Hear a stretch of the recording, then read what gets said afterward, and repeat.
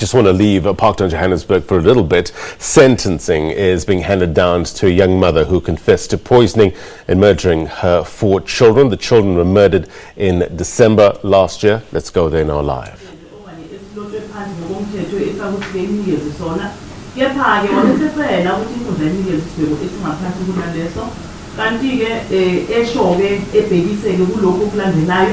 esho ukuthi ke umangalelwa angamusho inkundla isikhathi uyewavile wavuma ke wavuma amacala kanti ke futhi ke umuntu oqala ukuphambana nomthetho lokuthi ke lokho ke evalelwe kusukela ngomhla ka 30 December 2018 lokho ke indlela ukuthi iqala likhulunywe kanti ke nokuthi uyamukela iphutha alenzile nokuthi ke yena umuntu oyisolayo ngakho konke lokho kwenzile. On the other hand, the state called for the minimum sentences as prescribed, maintaining that there was no justification for the deviation as contended for by the defense.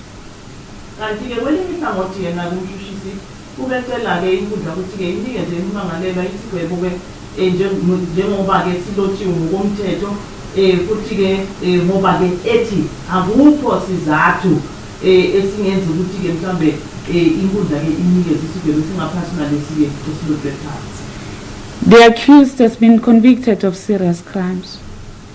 In terms of Section 51(1) of the Criminal Law Amendment Act 105 of 1997, each of the 4 counts attract a minimum sentence of life imprisonment, unless substantial and compelling circumstances are present, justifying a departure from the mentioned prescribed minimum sentences.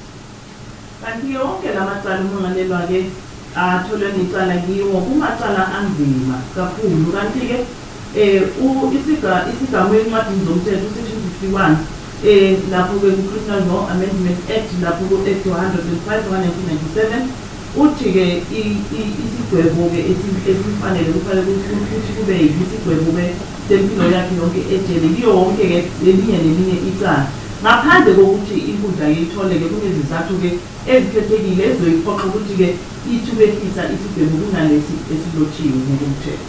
The accused admitted the commission of the offenses. She took the decision to kill the children after a fight with her boyfriend, Shongwe. She was heartbroken and felt rejected by Shongwe, who insulted her in front of his girlfriend. From Shongwe's place to her home, she had to take 2 taxis, each ride for about 10 minutes. Thus, she traveled for about 20 minutes. And upon arrival at home, she did not immediately administer the poison.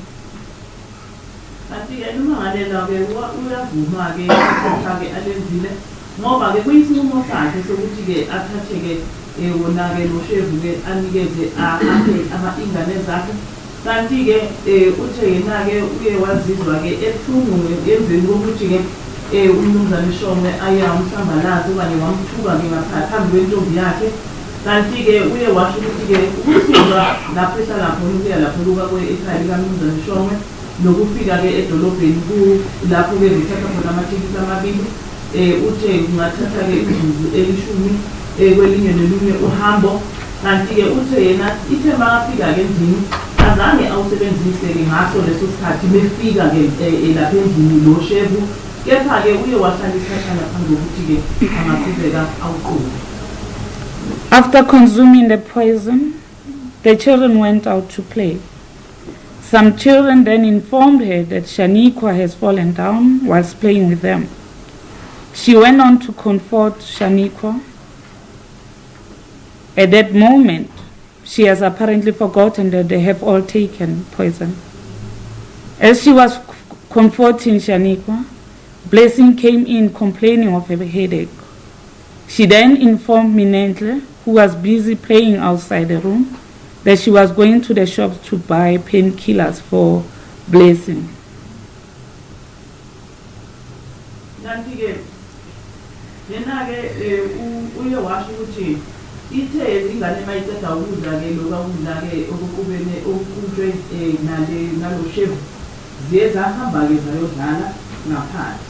kanti ke uye wabe seyaziswa ke ezinye ingane ukuthi Shaniqua uwile ngaphandle kanti ke uye wahamba ke wayolandisha Shaniqua lapho bemduduza ke ukuthi makathule kanti-ke uyasho ukuthi yena ngaleso sikhathi bese kuthiwe ukuthi uyowanikeza-ke iy'ngane zakhe wona lo shefu kanti-ke ithe asaduduza-ke ushanifa njalo kwabese kungena-ke ublessing loyo-ke ofike-ke akhalaza ngekhanda elibuhlungu kanti-ke uminenhle yena bekuyingane beyisaqhubeka idlala ngaphandle ithe makaphuma wabesethela-ke ukuthi uminenhle ukuthi ngiyabuya ngisayothenga-ke amaphilisi wokudambisa inhlungu laphana-ke esitolo ethengela yena ublessing.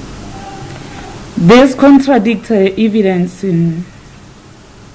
as contained in a plea explanation, wherein she stated that after a while, all her children complained to her that they were not feeling well and then they were having severe headaches.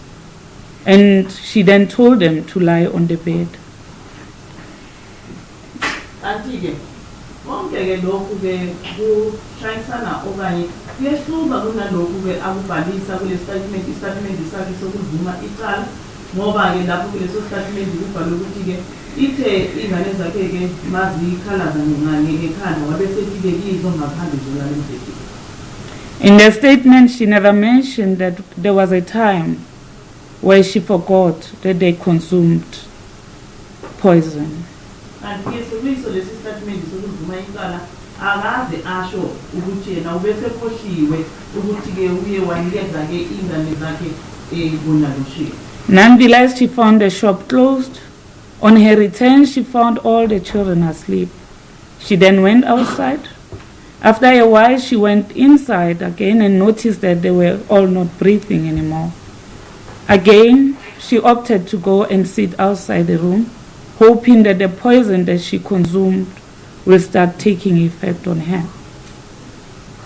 Kanti-ke uthe makafika buya-ke esitolo afika ukuthi isitolo sivaliwe uye wabe sengena-ke wafika-ke ukuthi-ke ingane zakhe zilele kanti-ke wabese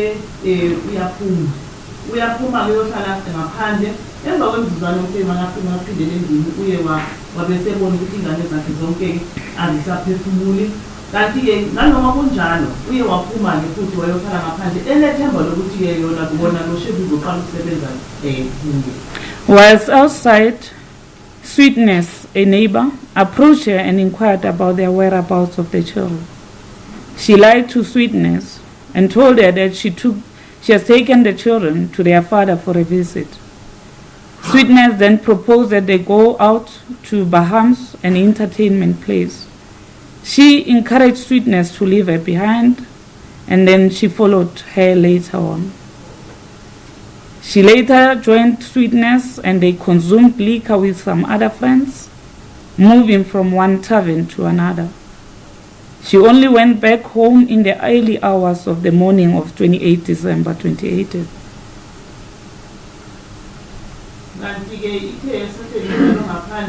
Kwabesekufika-ke umakhelwane wakhe ngegama lika-Sweetness loyo-ke oye wambuza-ke ngazi ingane ukuthi ingane zikuphi wabesesho yena-ke eqambela ku-Sweetness amanga athi iy'ngane zivakashele ubaba wazo kanti-ke yilapho-ke yena-ke umakhelwane u-Sweetness ayahlongoza khona ukuthi-ke kungaba njani-ke siyikhiphe siyelaphane-ke eBahamas Entertainment okanye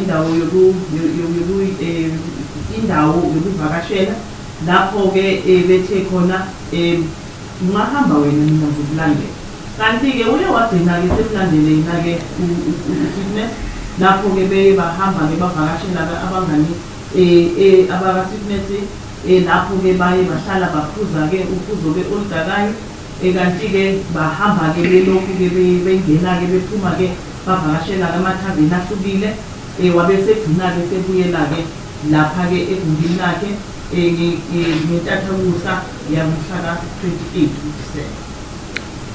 children were still not breathing. It was at this point that she started regretting her actions. She used a wet cloth to wipe their faces, to clean some whitish liquid coming out of their mouth.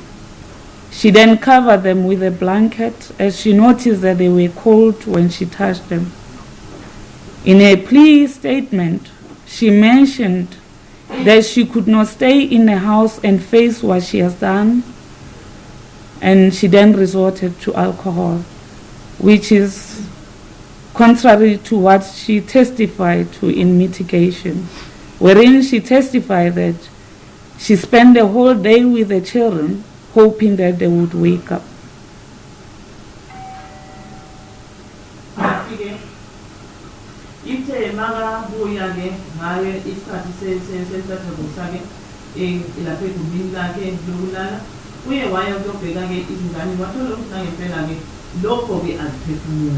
Yingaso leso sikhathi leyo ke ngaleso sikhathi ayaqala ukuzisola ngezinyathelo azithethe okanye ngalokho akwenzile.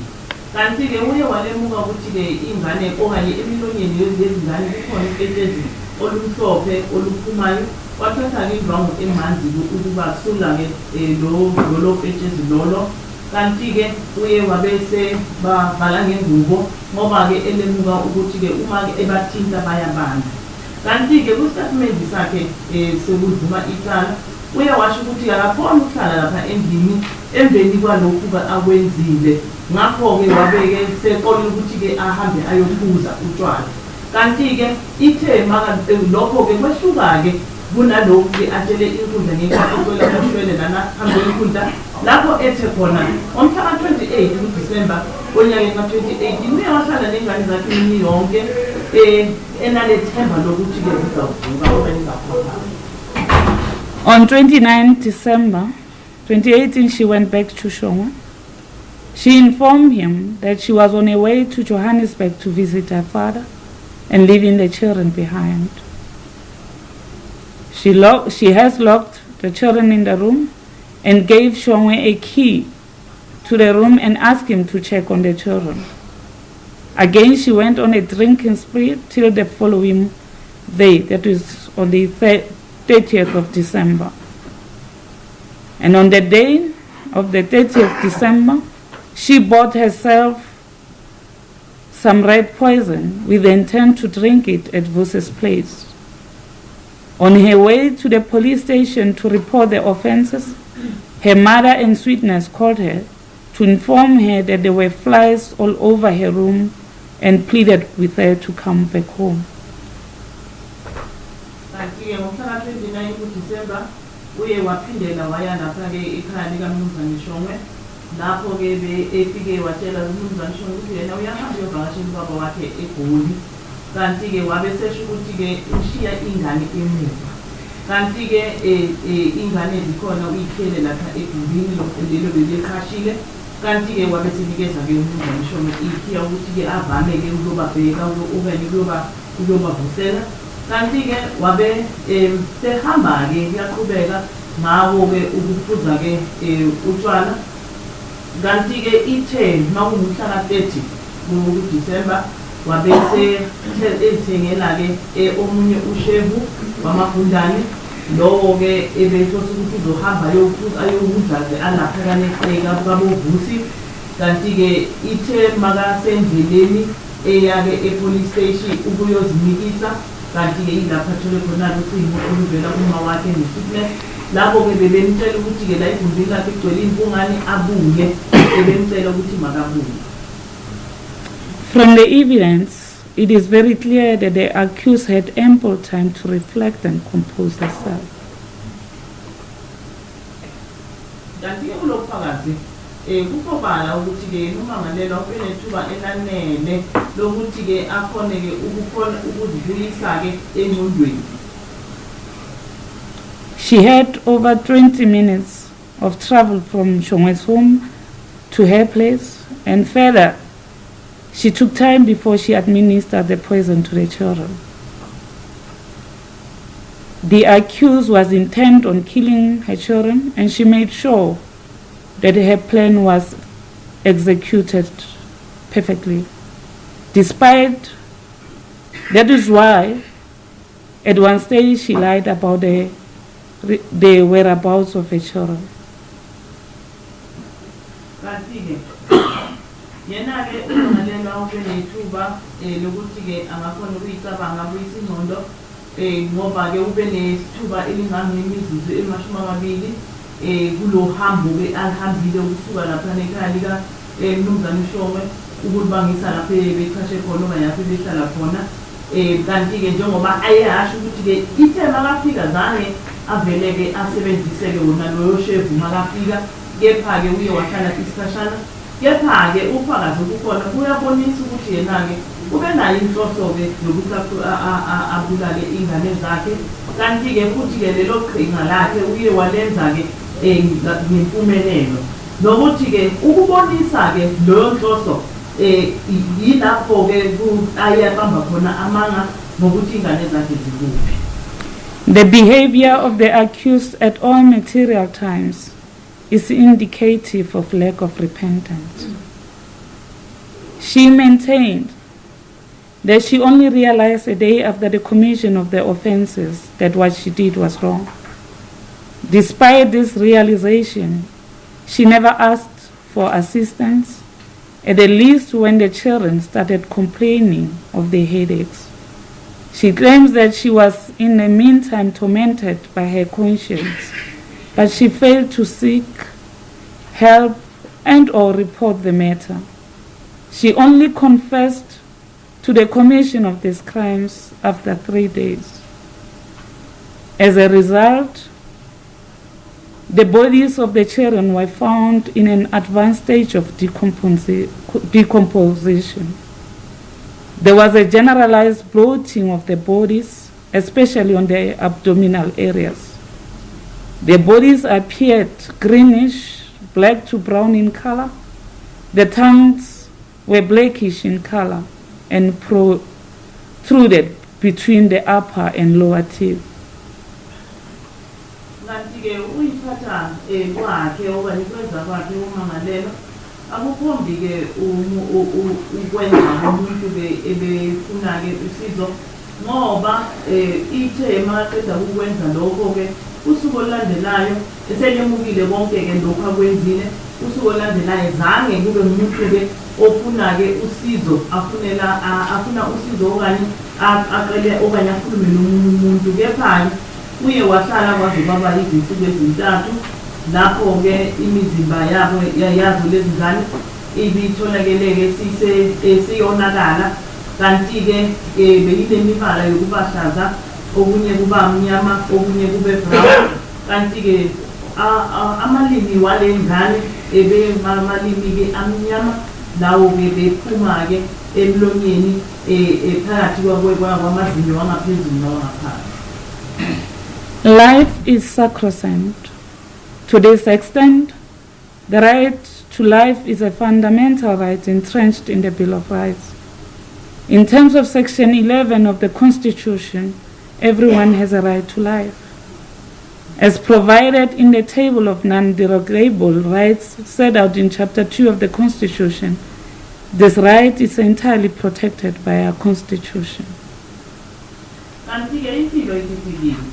Kanti-ke kuyababa khona-ke ukukhalaza-ke okuphathelene nayo impilo ngoba impilo yomuntu-ke ibalulekile njengoba-ke kuyabakhulunywa-ke lapha-ke umgaqo-sisekelo ku-Section 11 kanti-ke lapho kunabo-Chapter 2 ukubaluleka kwempilo. In recent times, our country has been plagued by a scourge of violence. In the main, these acts are perpetrated against women and children, and people living with disabilities, and other vulnerable members of our society. These acts are against the spirit of the Constitution as enunciated in the Bill of Rights. The magnitude of these acts and their impact on society is such that the courts have to deal decisively with the perpetrators of these heinous crimes and mete out appropriate sentences.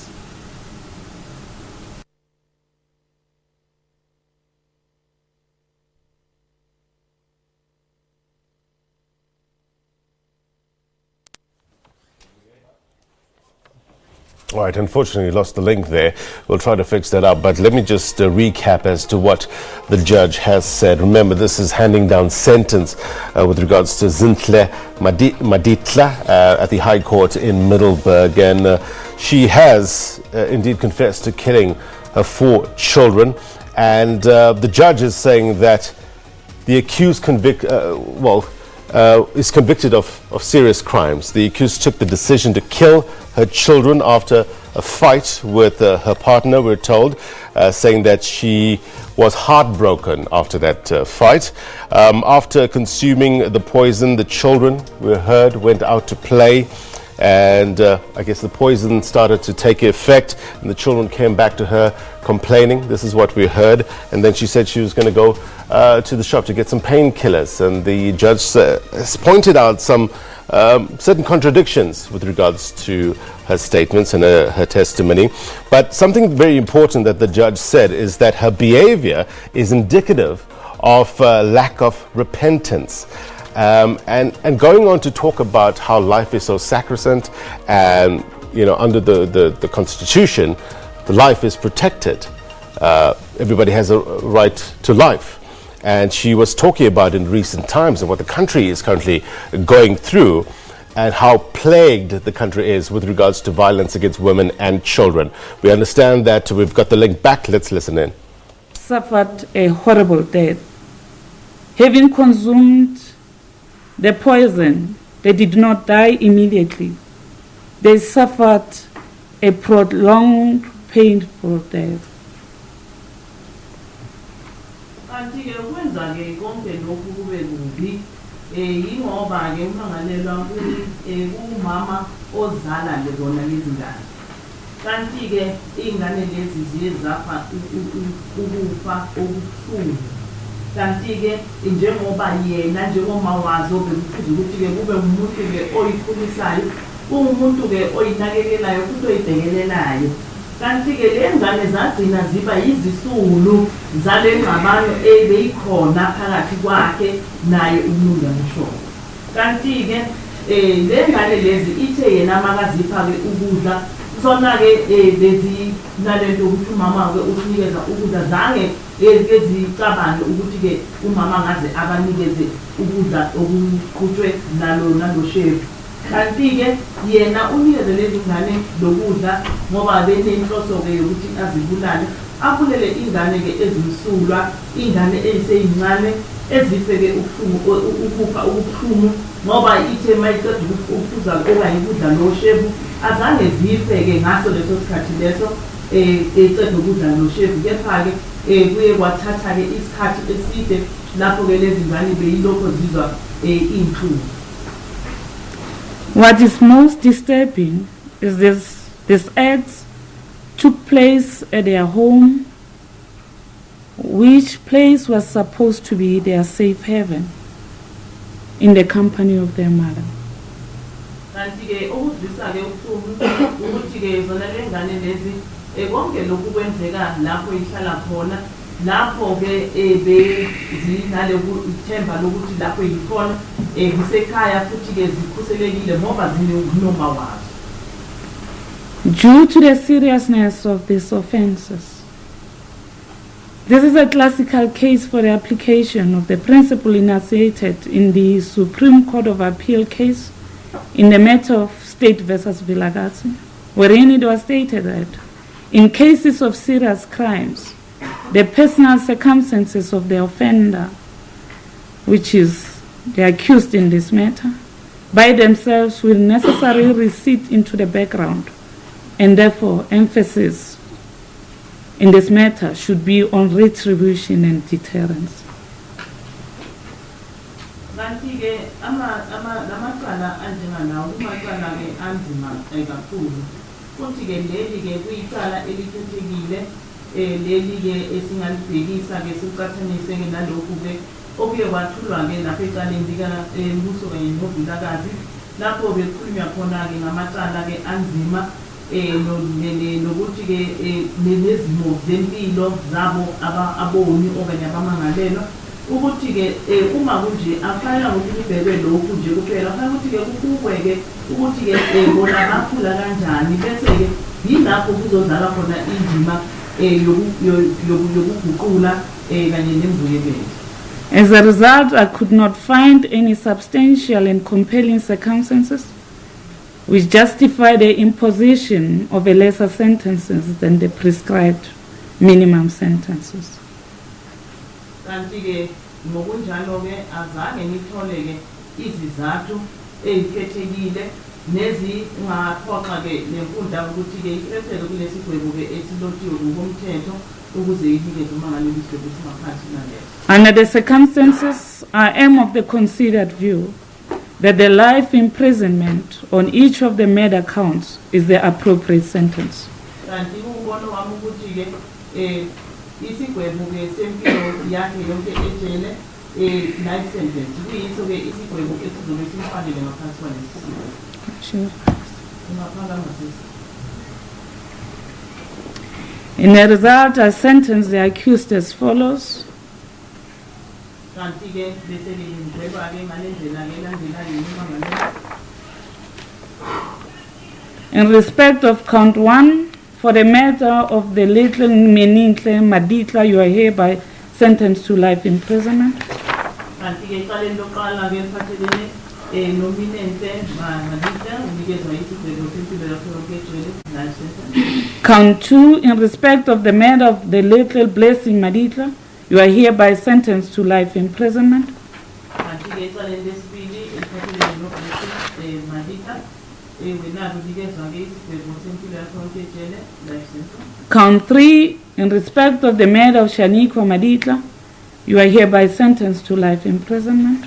Kanti-ke bese ecaleni lesithathu eliphathelene noShaniqua Maditla wenalo unikezwa isigwebo sempilo yakho yonke ejele life sentence. Count 4, in respect of the matter of the little Zinhle Maditla, you are also sentenced to life imprisonment. Bese-ke ecaleni lesine-ke eliphathelene no-Zinhle Maditla nalo unikezwa isigwebo sempilo yakho yonke ejele life sentence. Effectively, you are sentenced to 4 lifetime imprisonment. Kanti-ke lokhu kusho ukuthi-ke wena unikezwa-ke igwebo ezine zempilo yakho yonke ejele life sentence. The court will then adjourn. All right, remaining and thereafter.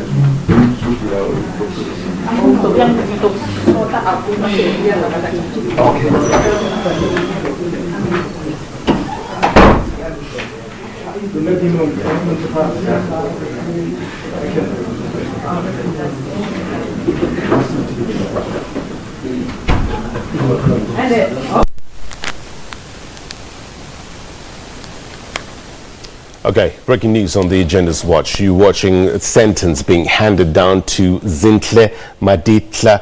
She has received 4 life terms imprisonment for the murder of her 4 children. The court